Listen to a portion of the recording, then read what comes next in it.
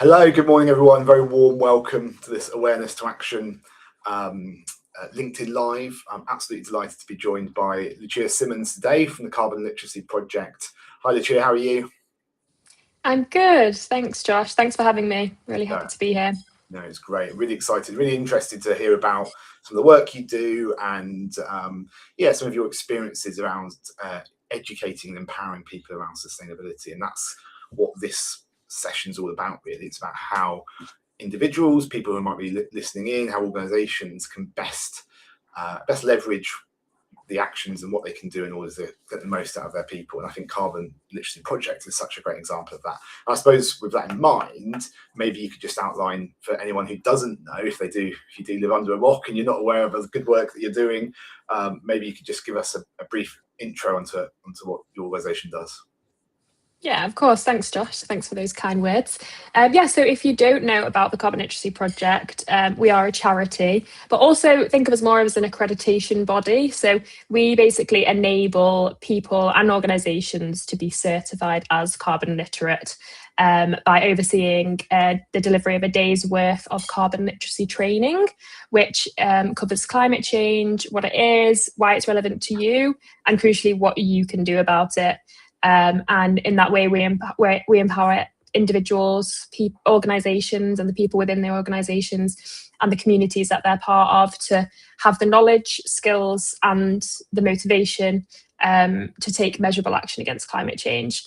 And I think that's where carbon literacy came from as well. Like the motivation part is key, because it basically initially came from Manchester's Climate Change Action Plan. Our co-founders were part of the working group for that. And, there was lots of talk about solutions and policy, but it basically came out of the realization that, without motivated people to enact them, then you're not really going to get far with those solutions and policies. So it is really about the value of engaging your people and making sure that people feel like they have the agency to do something within their roles, and creating a low carbon culture as well. Good. I think there's quite a few things there which you're doing, which would be interesting to get to unpick and find a bit more detail about. Obviously, you do a lot of the well, maybe not obviously. Do you still do kind of direct courses to people, or is it more about empowering an accreditation system which enables other people to become trainers and organisations to become carbon literate and deliver their own training?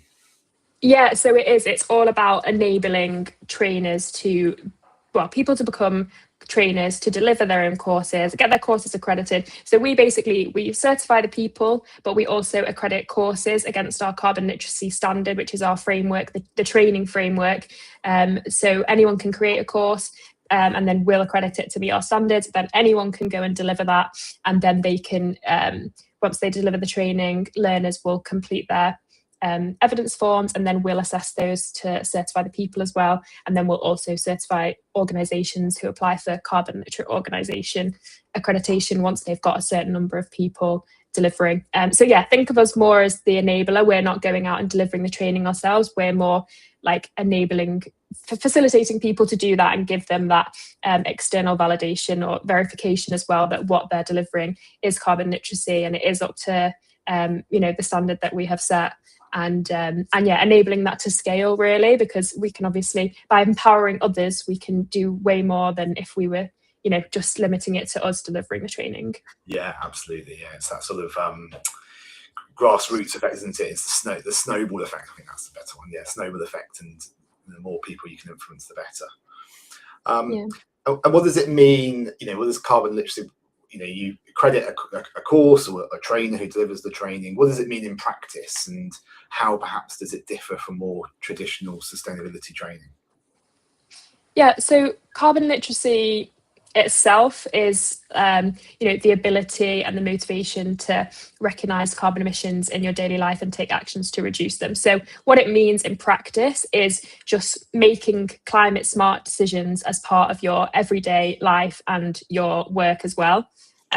So making it a habit, basically, making those low carbon choices part of your daily habits. How it differs from traditional sustainability training, I think I've touched on a few bits, but it's that adaptability. So anyone can pick up the training, anyone can create a course against our standard, and part of the standard is adapting it and making it relevant to your specific audience.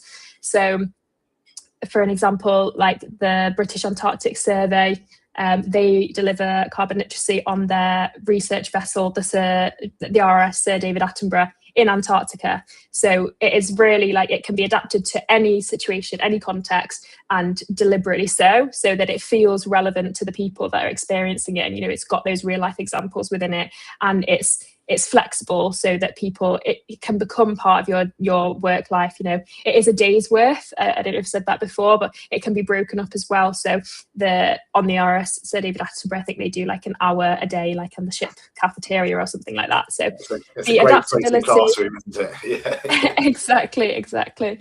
So the adaptability and the relevance is one. The action, which I've mentioned. So every person that completes carbon literacy training will do an individual, pledge an individual and a group action at the end of the training in order to be certified as carbon literate. So the individual action is something that they can do themselves without anyone helping them straight away to cut carbon emissions. And the group action is something that they can get together. We usually encourage the people that they're doing the training with for them to think about and pledge a group action together that they can then take away, especially if it's, in a workplace and you're doing it with your department. That's something that they're people who you're working with every day. You can take that away and you can enact that usually bigger action when it's a group involved. And that starts to stimulate the collective action and the legacy of change within an organisation as well.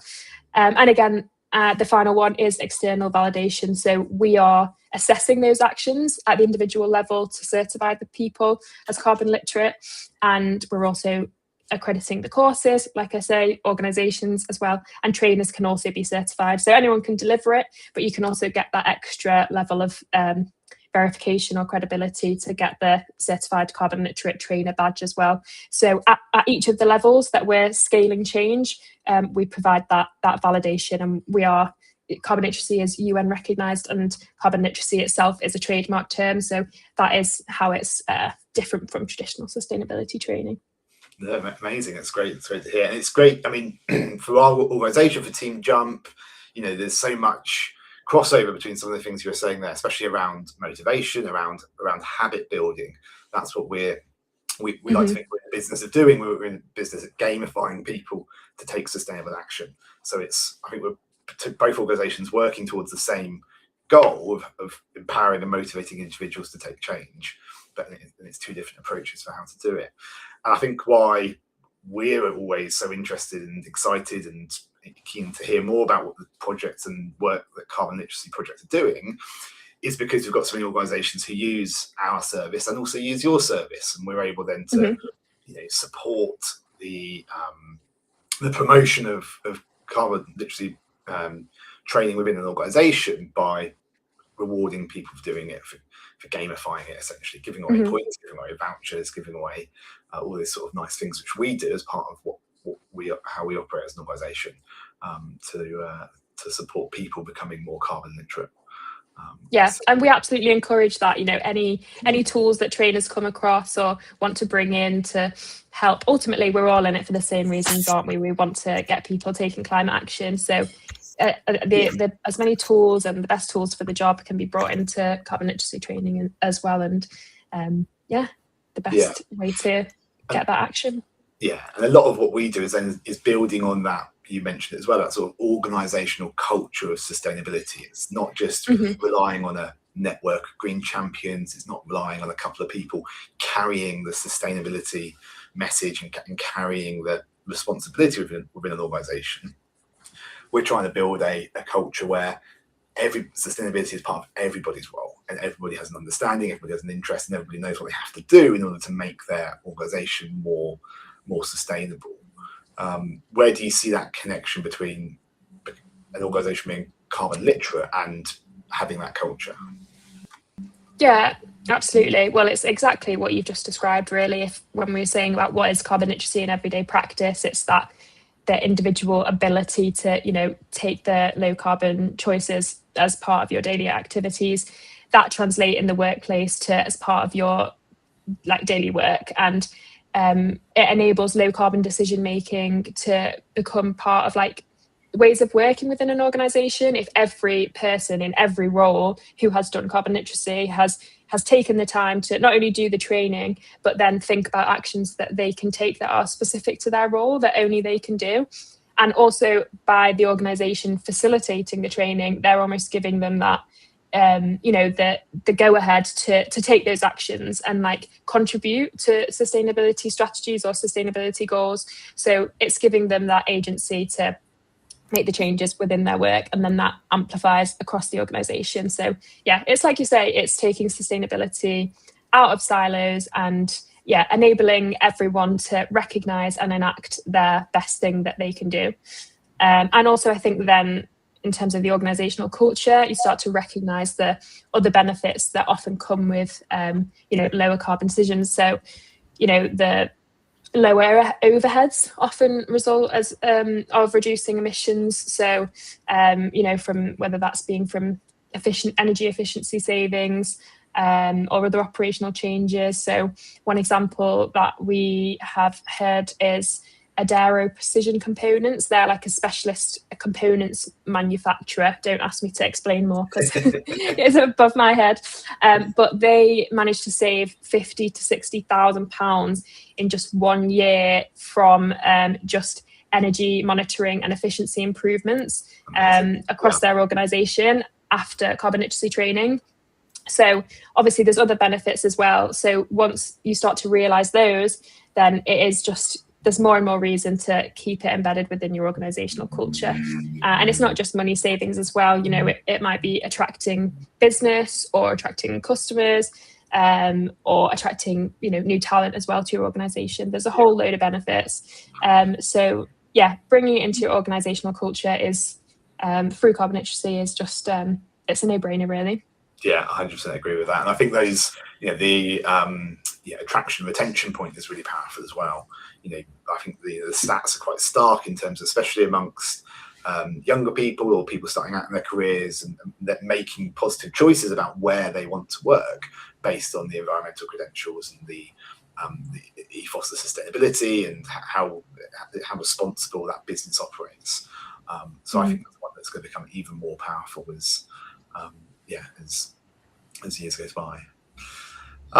I had another question for you, and it's more about the topic of today. Really, is that awareness to action piece? I think I could be wrong. My perception when speaking to people using our program and speaking to all manners of people is, people are generally aware of climate change now. People are seeing wildfires here in the UK, are seeing the heat waves.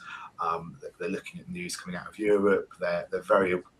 Most people, I think, are aware that it is an issue and that the climate is changing. It is something that we have to face as a society. But still, I feel that individual action and organisational action to tackle that still lags quite a long way behind. Do you also see that sort of that gap between awareness and action? And I suppose the question is, what do you think? How do you think that gap can be closed between people being aware of climate reality and climate change and the climate crisis and the need to take action? Yeah, it's a difficult one. Like you say, at the moment, it is almost impossible to ignore with the heat waves and the wildfires. And, I think more than half of England now is in drought, and every bit of green space seems to be scorched. I think it leaves people feeling they see it. Maybe some people don't realise the connection. They're just happy for some sun. But I think for most people, they are aware, and if anything, it paralyses them. They feel powerless, and they might feel hopeless, like there's nothing that they can do. It's ultimately down to a lack of agency and people not realising that they can do something. And obviously that is what carbon literacy is trying to tackle. We often say we're trying to close that awareness action gap, because we know now that most people know that climate change is a thing. Most people are aware and want something to be done about it. But that's another thing. Maybe people think that it's not for them to solve. It's it's for the experts or it's for governments to fix, and if they're not doing anything, why should I? I think there's a misconception that small changes can't make a difference, when actually we see through carbon literacy training that if you start where you are and you do what you can, these things build and snowball when the more and more people that are doing it. Yeah. We have a saying that we often use, which is the whole is greater than the sum of its parts. So yeah, that lots of individual people taking small actions, they do add up to create that wider culture change, and we see that all the time. Barnsley College is another really good example of this. I was speaking to their sustainability person recently, and they're on their way to Platinum Carbon Literate Educator Accreditation, which is our organisational accreditation for educational institutions. They've basically tipped the tack of training everyone. They have trained, staff training is sort of compulsory. They've trained loads of students as well. The first time they took part in our Carbon Literacy Action Day in 2023, which is our big day of the year, where we, in line with COP in November, we try and get as many people as possible to do their carbon literacy training on the same day. And they got involved with this, and they trained 820 learners in carbon literacy on one day, which completely shattered all our records. And then I think they did a similar number the next year. So they trained so many people, and now, it's become part of their culture, it's part of their bread and butter, Sasha was saying. And she was sharing lots of different little actions, like they're electrifying the college's fleet, they're installing EV chargers in the staff car park. The French teacher has changed the annual French trip, so they travel by train, and they'll pick the location based on its sustainability credentials. So they went to Lyon and talked about the active transport, public transport there. Construction teacher ran simple home retrofit workshop for staff, and I think they then extended it to students as well, how they could do little home retrofits to save on their energy bills and save energy that way. All these little actions, basically, they're just adding up to not only reduce. Another one was that they're retrofitting all their buildings as well. So they've just opened the Clean Energy Training Centre, which was previously a motor vehicle training centre, and that's now training people to instill and monitor low carbon technologies, and they're retrofitting all their other buildings as well.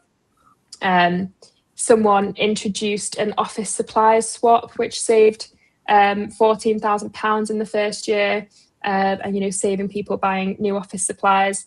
So all these little actions from that culture, they add up, and they're saving the college, money materially, but they're also, contributing to that culture change, and will just continue. They're empowering their students to go out into the world with this mindset, with that mentality. They're going to take that into their future workplaces.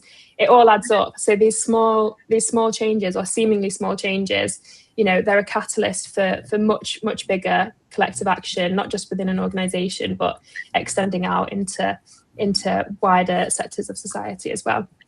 So it's an amazing case study. A tangent there, but I just love that example. Yeah. Well, it does show the power of that culture shift and getting everybody thinking about it. And it must take some, from a leadership perspective, to think, right, okay, we're going to invest, because a day per staff member or even student across the whole organisation is a very, very big commitment for an organisation. So it must take some serious, leadership in order, and vision of leadership in order to make that decision to get right. Everyone's going to do this for a day. We're going to do it all over a very short period of time, empower and educate people. Do you think that maybe that case study in Barnsley College is a good example? Do you think it's that pressure best comes from top down, or from kind of grassroots pressure up? Yeah, it's a good question. I think it's not a cop-out to say that it needs to be both. We need top down and bottom up. I definitely think you do need that obviously that executive level like buy-in in order to take such like a rapid or like all-in approach to carbon literacy. And obviously it helps to have that senior leadership buy-in anyway. But yeah, I think obviously you need the people at the bottom to be saying, we want to do this, you know, we're receptive to this. So yeah, definitely we would say both approach. But yeah, it's always good to have someone in the exec team, whether it's finance, HR, the CEO, like someone to put it on the agenda as a standing item, like we need to do this. And like I say, it can be adapted anyway, like it doesn't need to be a full day all in one. But yeah, doing both is great. Freedom Leisure are another really good example of this, actually. They're a leisure trust that operates across the country. I think they've got like 6,000 colleagues. And they took the approach of training both, training all levels at the same time. So their exec team did it first. They got that buy-in, and then they trained everyone from like the senior and general managers to the operational staff and the technical and support staff. And obviously all those people have like different actions that they can take within their work. But yeah, obviously not training everyone, all those 6,000 colleagues, but people from those different levels to be able to start to make those changes at the different levels of the organisation. And they saw a 65 to 96% increase in motivation to act across all those levels. And they also got a 12% reduction in energy consumption within the first year as well, or from 2025 to 26. So some real tangible changes that they saw as a result of getting that exec buy-in, but then taking that bottom-up approach as well at the same time. And to create that 12% energy reduction, there must be obviously lots of colleagues in that organisation, or any organisation doing lots of tangible steps. And the Carbon Literacy Project, you see everyone's, when you I've done the carbon literacy training myself. You get to the end of the training, you fill in your evidence sheet, if that's what it's called. That gets submitted. You put in your pledge, right? You say, this is what I'm going to do to make a change. And I think not you individually personally, but as an organisation, you see all those pledges. Is there pledges which you see come through via that form, or any other way, which maybe they're a small action but have a big ripple effect or big impact? Yeah, obviously there's loads of examples. There's now over, I think, 167,000 people certified as carbon literate across the world.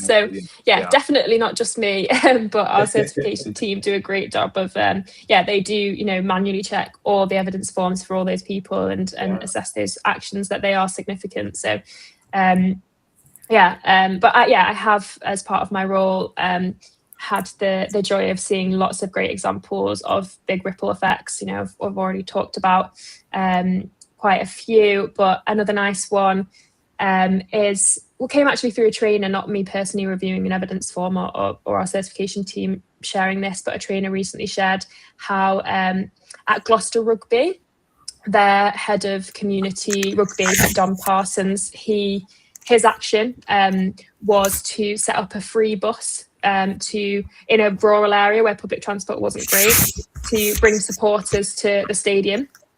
And took him a little while to implement, but he has now got that set up. And that is, collecting people from this area, taking them together, saving the individual car journeys, so saving those emissions, but it's also saving them money. It's a free bus. Securing Gloucester Rugby, bums on seats at the matches, games. I'm not a rugby fan, if you can't tell. But and it's also giving those participants a sense of community as well, the camaraderie that you get on a bus like that. So it's a win-win all round. And then other clubs have heard about that and then are asking them like, oh, how did you do that? We want to do that. That sounds great. So it's a small action that is potentially going to have a big effect. So I like that as like a little community story. Another one maybe is Lower Thames Crossing. So this is like a huge major infrastructure project.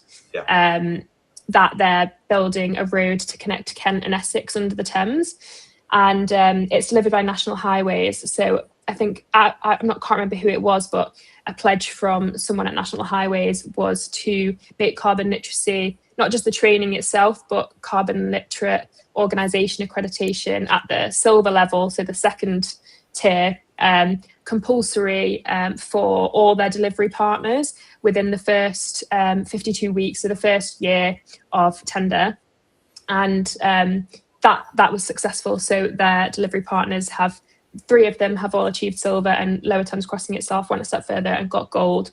So what that means tangibly is that hundreds of subcontractors that are going to be working on that huge project, they've all got that knowledge now. They've all got that low carbon thinking that they can apply in their day-to-day work on that project, that huge project, but taking that forward as well into future projects that they work on as well. So that project is still underway, but like the potential ripple effect there is absolutely huge.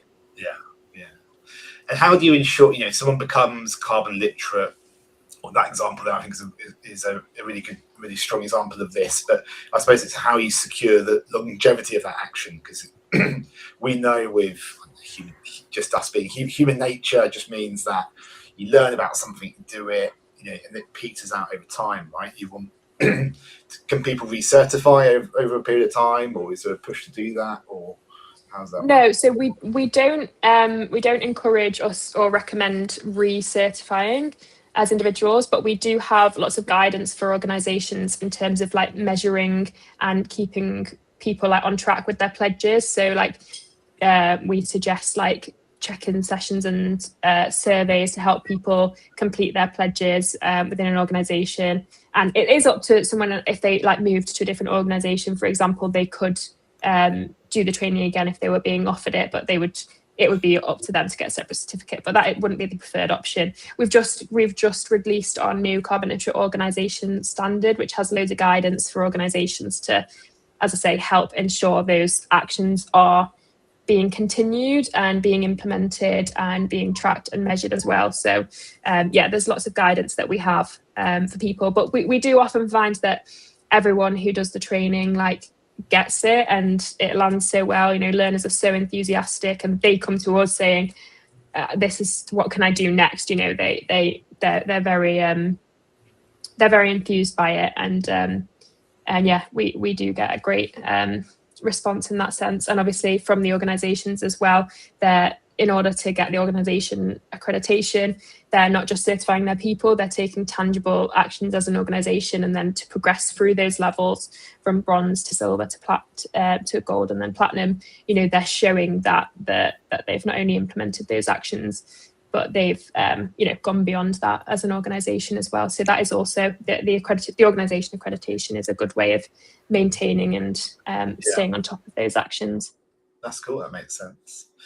And then finally, just one question to finish on, and it's around it's a question I ask every time I have one of these conversations with interesting people. But for someone listening in who's dialed in today, maybe they've got a sustainability background, sustainability manager or sustainability leader, or just any sort of interest in sustainability. But what is one practical step you think they could take which would help bridge that gap between awareness and action? Mm-hmm, mm-hmm. Well, the obvious answer is to go on a carbon literacy course. Even if you are a sustainability person and you feel like you know all this stuff already, it's how can carbon literacy be used as a tool to engage the rest of your team, the rest of your organisation, and like we've been talking about, take sustainability out of just your job responsibility, but getting everyone engaged in the work that you're trying to do.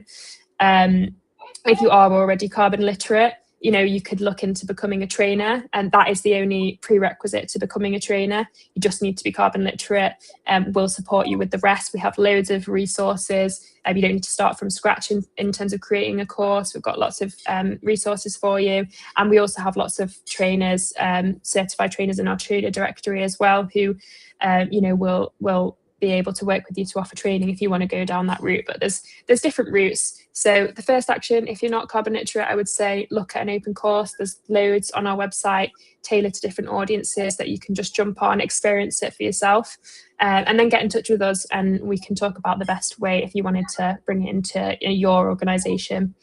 Yeah. Perfect. That's great. That's, I think, really good note to end on, because that's what it's all about. And yeah, it's really great. Fantastic. And thanks so much for your time today, Lucia. And thanks everyone for joining. Hopefully that was useful. There were some really, really good kind of tangible examples of that shift in culture, which things like the Carbon Literacy Project can bring about, and becoming carbon literate. So yeah, really grateful. Thanks so much, and enjoy the rest of your day. Yeah, thanks, Josh.